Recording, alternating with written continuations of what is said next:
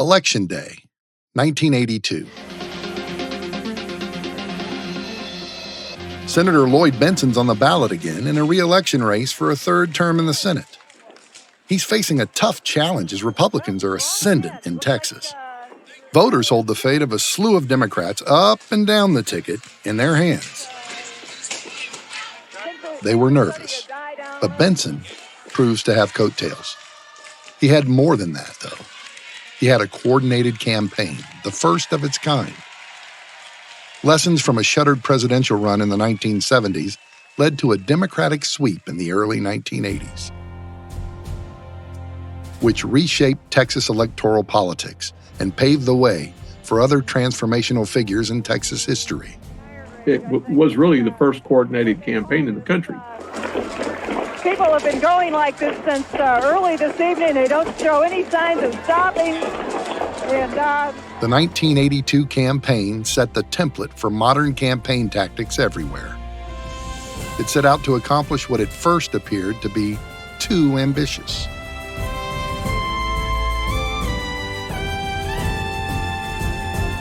I'm Patrick Frank, and this is The Bentsen Blueprint. Lloyd Bentsen in 50 years of public life, much of it in his own words.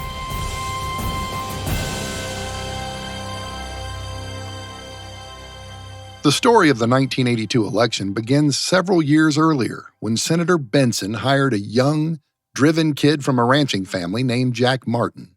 My first job with him through 1976 was I was his travel aide and personal assistant. Jack has just graduated from college when he gets his first job with Senator Lloyd Bentsen. In World War II, Bentsen had developed the ability to choose aviators for critical life and death assignments. To accomplish the mission, you had to have the best on board in order to succeed and get home. Knowing how to hire was one of his superpowers. It was incredibly long days. I've never worked so hard in my life. I mean, he worked 6 days a week, sometimes 7. He worked all the time and worked like easily 15 hours a day, sometime 18. Senator Bentsen gave his assistant Jack a quick education in how to stay ahead in politics. He taught me to anticipate. You know, to this day in Texas, no one has been as successful for a long period of time in winning elections as he was as a Democrat.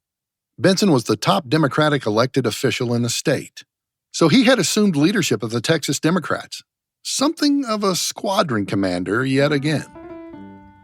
In 1973, Bentsen's old poker buddy and family friend, Lyndon B. Johnson, died at his Texas ranch.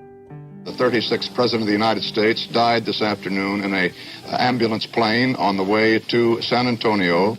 That same year, longtime Texas Democrat Governor John Connally defected to the Republican Party, complaining that the Democrats had moved too far to the left. I am today announcing my decision to affiliate with the Republican Party and make any contribution I can to help it meet the needs and the aspirations of all Americans. Bentsen had suffered only one electoral disappointment to this point. Defeated in early presidential nominating states, he dropped out of the 1976 U.S. presidential race. 76 was to be an outsider's year. Bentsen's Senate Chief of Staff, Joe O'Neill, remembers the emergence of Jimmy Carter clearly. Lo and behold, this ex-governor in Georgia, who carried his own bag and just went to Iowa and lived there for a number of months. And then when the caucus came around, everyone was just shocked because he won the caucus and was on the cover of Time magazine. And everyone was scratching their heads saying, what the hell happened here? O'Neill reminds us that Bentsen was also up for re-election as senator in 1976. That race went really well. He won that race with 60% of the vote, but had no chance of getting the traction that he needed to carry the day in the presidential primary. Bentsen conceded afterward that he ran a hopelessly out-of-date presidential campaign. The impact of that experience and one fateful phone call to his home would lead to building an entirely modern political apparatus the next time he ran for anything. You see, Texas had been a de facto one-party state, Democratic, until the 1970s. It's 1978, Republican Bill Clements' campaign used data to do an early form of micro-targeting for its Get Out the Vote operation. Bentsen learned of it because the GOP campaign for Clements called his home in Round River, and his wife, B.A., specifically. They had a phone number for B.A. Bentsen at Round River, and they called B.A. and they said, "Have you voted yet?" And she said, "No, my husband and I are just about to have breakfast, but we'll vote later in the morning." So they had breakfast, they're having coffee. An hour later, the phone rings, and there's a voice on the other end that says, "Mrs. Bentsen, have you finished your breakfast yet?" But that particular time in 1978 was the linchpin in Bentsen's mind that we had to have a coordinated campaign. O'Neill was working for Bentsen in Washington. Jack Martin had stayed in Texas leading state races. In the run-up to the 1982 election year, Bentsen lured Jack Martin back into his fold.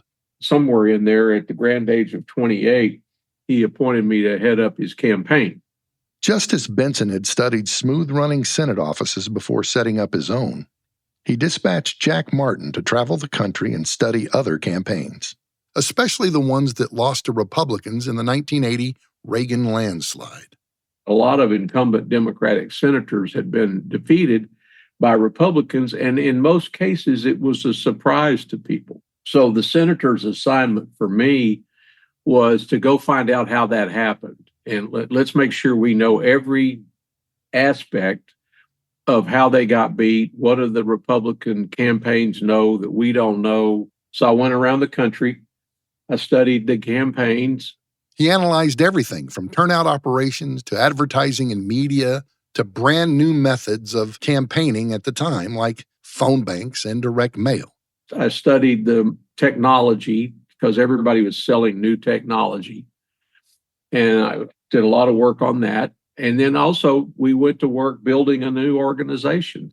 They kind of had to. Texas was no longer reliably blue. Like its weather, Texas politics could turn on a dime. The state had embraced Democrat Jimmy Carter for president in 1976. Thank you very much. Carter credits Bentsen's Senate coattails for his win in Texas. Then Texas turned on Carter and went with Reagan in 1980, in that sweeping landslide year for Republicans. A huge one, much bigger than anybody had even dared to predict, even his most enthusiastic supporters. By 1982, in Texas, the Republican governor, Bill Clements, was up for re-election, and Republican organizing committees set their sights on claiming Senator Bentsen's Senate seat for the GOP. Republicans at the time decided they'd run some guy against us named Jim Collins from Dallas, who had more money than we did, who starts attacking us from day one. And the senator just said, well, the hell with that. Let's take them on. Bentsen faced a fresh challenge from Congressman Jim Collins of Dallas. His opponent went so far as labeling him Liberal Lloyd, an attack that could maybe land in conservative Texas, where even half the Democrats considered themselves conservative. But it didn't persuade voters. They knew Bentsen's record. They knew they could trust him. A nickname like Liberal Lloyd didn't make much sense to the low-key senator who knew where he stood. I characterize myself as a moderate. In hindsight, Bentsen represented the last of his kind, a powerful, pragmatic, business-oriented Texas Democrat. His accomplishments grew with the evolving Bentsen blueprint taking shape. A moderate is this. A moderate is a man who approaches the issues with an open mind and votes them as he sees them, who doesn't try to get attached or identified with a clique or a faction. That's what I think a moderate is. He would have to battle to cling on to his seat in the face of national interest and moneyed opposition, which also targeted his friend, Lieutenant Governor Bill Hobby. The same Hobby family that welcomed Bentsen and his family to Houston all those years ago. So Senator Bentsen and Governor Hobby just basically said, well, if that's what they want to do, then we'll show them how it's done.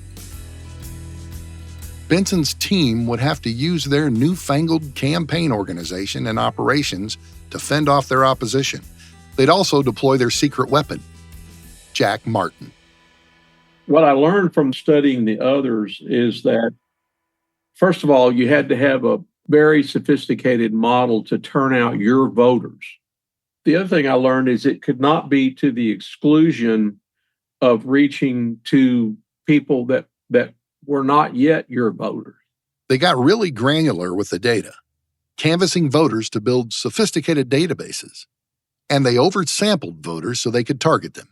The first thing we did was a 10,000 sample poll, which is unheard of. And the reason we did a 10,000 sample poll, we wanted to know each and every part of the state what they thought about issues. This kind of thing is part of the usual playbook now, 40 years later. But in 1982, it was revolutionary. It blew everything away. Democrats were running moderates like Bentsen, his friend Bill Hobby, and down ballot, there was the more progressive Jim Hightower, who sought the agriculture commissioner job. Mark White was running for governor, and a woman named Ann Richards ran for state treasurer. Her first time on a statewide ballot.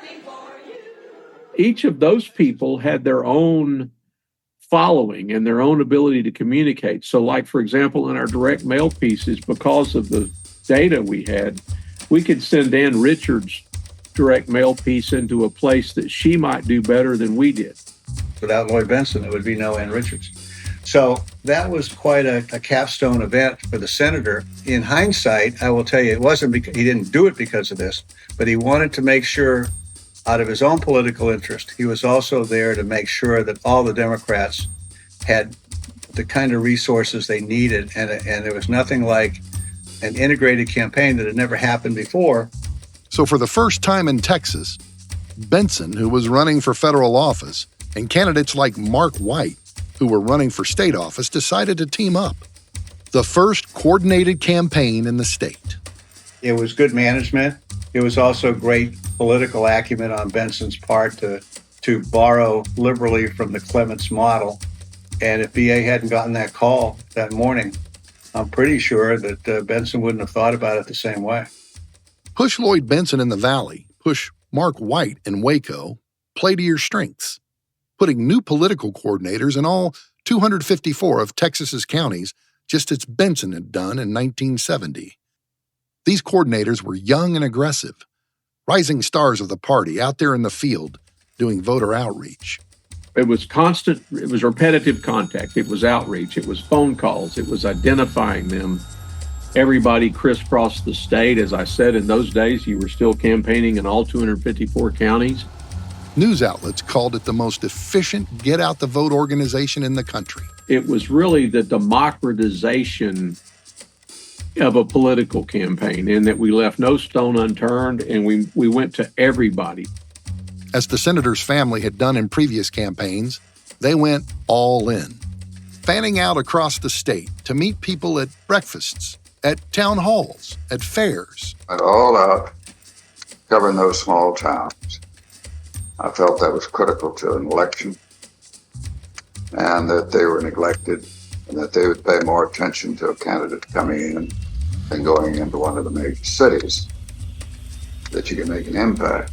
Over the airwaves and in the battle for attention, Bentsen's coordinated campaign begins press operations, a blueprint that would be followed by campaign heads for generations. The big lesson we learned from 1980 was offense.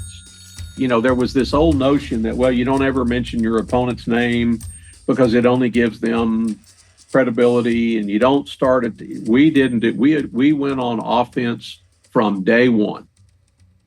The Bentsen campaign ran a media war room. It predates the 1992 Clinton campaign's famous war room by a decade. Their formula has been used again and again ever since. We planned the day, and we started off with the idea that we were going to attack them for something before they attacked us. We were on offense every single day. Daily offense, staying on message, and swift counterattacks. Now, we attacked him on issues. I mean, Jim Collins had voted against every single appropriations bill in the Congress. So we did things like, when he would land in Abilene, Texas, we'd have a full-page newspaper ad that said, "Welcome to Abilene, Congressman Collins. While you're here, why don't you explain to the residents of Abilene why you voted against Dyess Air Force Base, the agriculture school?" I mean, we just had a list. And all the while, Bentsen is everywhere, seemingly all at the same time. I did a great deal of retail work in the Senate campaign, meeting with local officials in small towns, medium-sized towns. Walking the streets, going into the stores, put in long, hard days, did the cattle sales, county fairs, second Monday or whatever it's called, south of Dallas. The question on the eve of the 1982 election was whether all this coordination would pay off. It's looking very good. The turnout's excellent, and I'm really quite optimistic. What about weather? Well, the weather's tough. Election returns are coming in, and it's clear a lot of Texans cast ballots. In fact, it's a record. We had a 50% turnout, and that has not been achieved since. We developed new mechanics of how to get that done, and we did it right on the campaign staff. The record turnout was less about issues and more about getting people to the ballot. In this 1982 Texas election sweep, left-to-center Democrats Jim Maddox, Gary Morrow, and Jim Hightower all won statewide races. So did a name that became iconic later. Ginger Rogers did everything that Fred Astaire did. She just did it backwards and in high heels. That's Ann Richards, who would famously go on to become the first woman governor of Texas. Texas Monthly magazine attributed her down-ballot win in a conservative-leaning state to the, quote, camouflage of being far down the ballot behind two popular, well-financed conservative Democrats, the Lieutenant Governor Bill Hobby. He's the longest-serving lieutenant governor in history. And Senator Lloyd Bentsen. When we traveled around in the last few days, you said you wanted to send a message to the right-wing groups that supported Jim Collins. Do you think you've gotten enough of a victory to send that kind of message? Well, we've sent a message, and now it's a time for healing and bringing people together. And Ticket that swept in Texas in 1982. That was unexpected. It just wouldn't have happened. The people that got elected statewide, by and large, were essentially broke. So Bentsen and Hobby underwrote the campaign and then forced others to kick in. What he was able to do caught national attention. That particular pin, so to speak, that was put into his biography of 1982, it changed the direction of how he was perceived by a whole host of Democrats, including national Democrats. He had done his homework, studying other campaigns, identifying their strengths and weaknesses. He had put together a winning team of the best staff. He aligned the broad range of liberal to conservative Democrats into a campaign coalition. I don't think anyone who looks at the history of the state would ever doubt that were it not for Bentsen's commitment in the 1982 race, we would never have had a Democratic sweep up and down the ballot in 82. And I think that's clearly the last sweep that we've had in Texas that involved all Democrats, but it was also his ability to bring the state and federal office holders together. Bentsen's popularity in Texas would put him on the national short list just a few years later in the run-up to the 1988 race for president. Mr. Chairman, I'm honored to be here tonight to nominate my friend Michael Dukakis for President of the United States. In 1988, Massachusetts Governor Michael Dukakis became the Democratic nominee for president, and he chose Lloyd Bentsen as his running mate. Meanwhile, Bentsen was running for re-election to the Senate and for Vice President of the United States at the same time. I was in my dressing room shaving. There was a phone in there. It was on, and the phone rang, and it was Mike Dukakis. And so he said he wanted me to go on the ticket. So we talked it over for a few minutes, tried to understand each other on some issues. And I then said, fine, good, I'd do it. I remember I went into Waken, VA, and she said, what are you getting me up so early for? I said, dear, we're going to be on the ticket. She said, we're going to be the what? I said, we're going to run for vice president. She grabbed the sheet and she said, oh. Vice presidential debates usually don't get much attention, but to this day, Bentsen is still remembered for his performance in the one debate where he faced off against Senator Dan Quayle. Senator, you're no Jack Kennedy. As President Bill Clinton later said of Bentsen, he was one of the very few candidates for vice president in the history of the republic who lost and came out better than he went in. And for him, his favorite memories came from the colorful campaign events as he crisscrossed the country. I can remember one night standing up on a stagecoach with 4 Clydesdale horses racing into a stadium, an arena, and, charging in, and the Secret Service just having a stroke because they didn't know whether I could handle the situation or not. As usual, Bentsen could handle the situation. CBS News coverage of Campaign 88 continues. Tonight, Super Tuesday. By election night, 1988, we'll find out whether a Northeastern liberal can make it in the conservative South. The realignment of American politics with the South going reliably Republican happened in Texas. Texas had gone from a one-party state of Democrats to a fiercely contested two-party state. The usually press-shy Senator Bentsen made himself a household name in that debate performance. Your thoughts on the debate last night? I thought Bentsen was so eloquent and articulate and seemed so competent and informed in addressing the heart of the issue. But the Dukakis Bentsen ticket would fall short on election night. Historians explain it with a number of reasons. Dukakis' weakness as a campaigner and the afterglow of the Reagan administration. So the presidency goes to Bentsen's fellow Houstonian, former Senate race opponent and a family friend, George H.W. Bush. It's over. George Bush wins, carries Quayle in with him, and the next president of the United States will be George Bush. Texas's 32 electoral votes swung for Bush-Quayle in 1988. But remember that Bentsen's name appeared twice on the Lone Star State ballot that November, not just for vice president, but also for re-election as senator. The Dukakis-Bentsen ticket lost Texas by 12 points.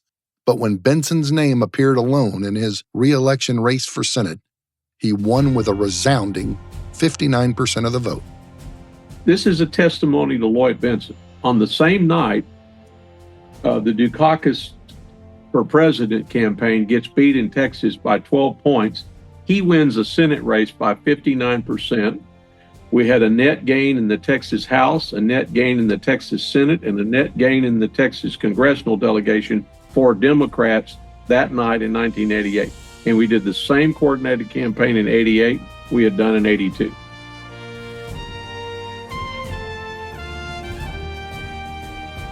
All along, the Bentsen blueprint is clear. The respect, the staff, the homework, the bipartisanship, the long-term goals. These are the underpinnings of the senator's effectiveness in delivering for Texas. How he stewarded the economy for Texas and all Americans is next time on the Bentsen Blueprint.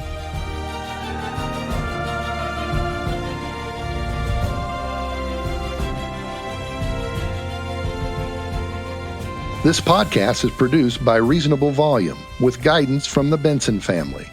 It's executive produced by Elise Hugh and Rachel Swaby and written by Elise Hugh. Percia Verlin is our production coordinator. The show is engineered by Mark Bush and hosted by me. I'm Patrick Frank. You've been listening to The Bentsen Blueprint.